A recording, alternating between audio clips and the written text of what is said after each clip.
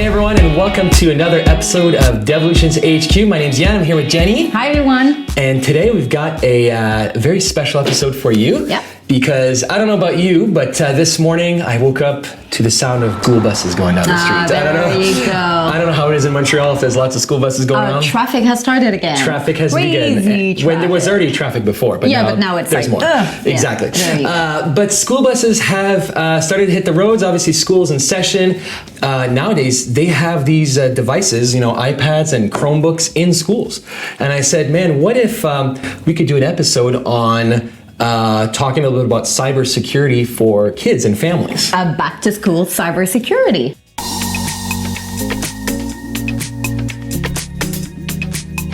So I was reading up on some articles and I found a couple good things. So this is based off of an article by the Security Boulevard blog. They came up with 7 different ABCs of online security. I thought maybe we could just have a little discussion from a security perspective, because that's what we do in our business. It is, and I think, I didn't really realize, I don't have any kids, but I do have nieces and nephews that use their phone. I mean, they're 4 or 5 years old now and they're running around with their phone. And I was reading the article and it's very interesting.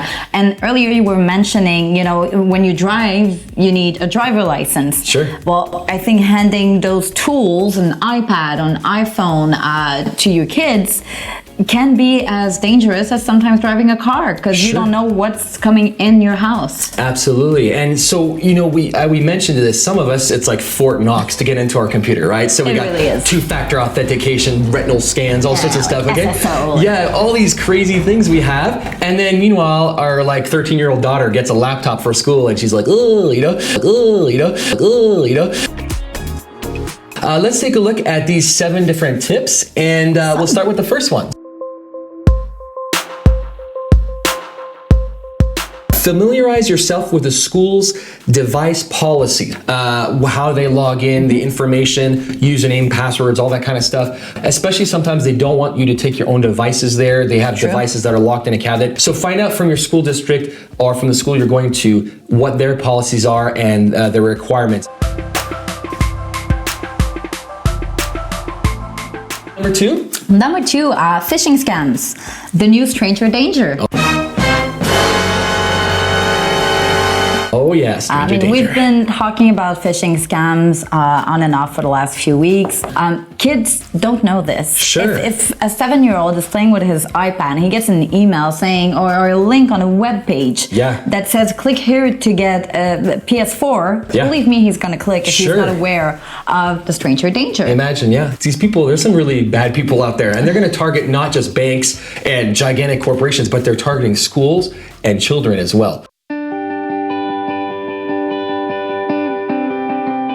Number 3 was teach them, the children, to save backup projects and assignments. Obviously, now this is a practical thing. Back in the day, it was my dog ate my homework. But now it's my USB flash drive got corrupted on the way to school. But you were a teacher before, and I think you must have heard that one 1,000 times. I've heard it so many times. Or the famous one, there's some conspiracy out there about printer ink.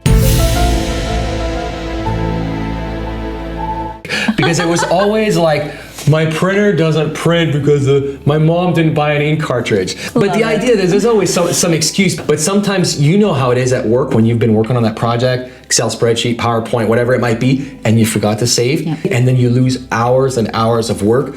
Imagine a kid working on that high school project, and they're not going to have the instinct to do this naturally. They don't know. They just think they're going to trust the machine. They're going to trust the laptop. They're going to trust the USB key. They don't know that those things crashes. Sure. Find out from your school district as well what they're allowed to access. So if they have a cloud drive or a Dropbox, educate your children as well. Make sure you save your documents and make sure you see the documents as well so that you can keep track of them, back them up for them. Number 4, public Wi-Fi. Well, I think we've talked about it, and more often than not, it is not private. Once again, your kids don't know that. And then nowadays, people have their own roaming hotspots, right? So what if your kid goes to the library and they're bringing their laptop to do research, and then somebody has a laptop out there in a van or something with a free library hotspot, and then they connect to it. I never thought about that. They would name it like free library hotspot, and then all of a sudden now you go on there and they don't know better. So the whole thing here is education. Teach them. Don't turn on Wi-Fi, and if you have to, ask permission, or maybe ask the librarian or something, is this the Wi-Fi to connect to? I know it's extra steps. I never thought I'd be talking about this, about kids, but it's the future. It's a society we lived in. Yeah.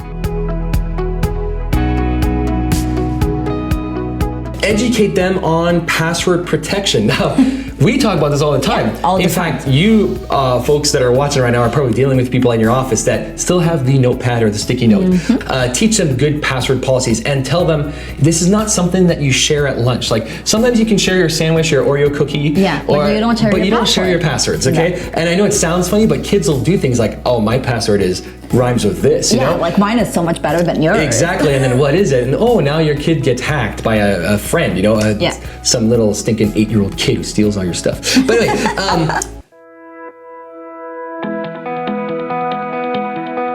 Number 6, I think is very important. Have a frank talk about cyber responsibilities. And when I say cyber responsibilities, I'm talking about sharing family information. I'm talking, this one is big, cyberbullying.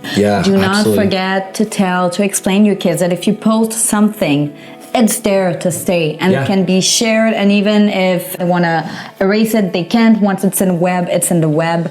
It's very important to educate your kids on cyberbullying and the effect it can have on other kids. We have a problem with adults doing this, okay? And trying to delete it. Trying to delete it, and it causes unneeded stress on children. I mean, my advice would be they don't need social media accounts, but anyway, but the idea is if they have to have an account, just make sure that they understand, or you teach them, educate them, encourage them, ask them what's going on. Be a nosy parent is perfectly fine. It is fine to be a nosy parent. I know we want to give them their privacy, but you got to protect them. They're your family members, nieces, nephews, and they don't know. Just have a good talk. Just have the talk with them concerning media. Okay, not the talk. I see trees of green. Like the computer talk. Yeah, the computer. The talk is on you. We're not jumping in that. We don't deal with that. No. Devolutions HQ. Okay.